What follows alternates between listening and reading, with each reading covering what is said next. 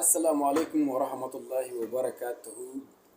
Uwana wannan addu'a ya kamata mutum ya riƙe ta a kowane lokaci. Idan za ka bacci ko kuma ka tashi ya riƙe ko da wani lokaci kana karanta ta.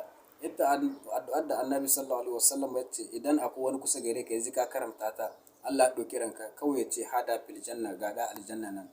Saboda girma wannan addu'a da matsayinta. Ita da za ka ce Allahumma anta rabbi la ilaha illa anta halaqatani wa ana abduka wa ana ala ahadika wa wa'adika mastada'atu a'udzu bika min sharri ma sana'atu abu'u laka bi ni'matika alayya wa abu'u zambi faghfir li fa innahu la yaghfiru dhunuba illa anta.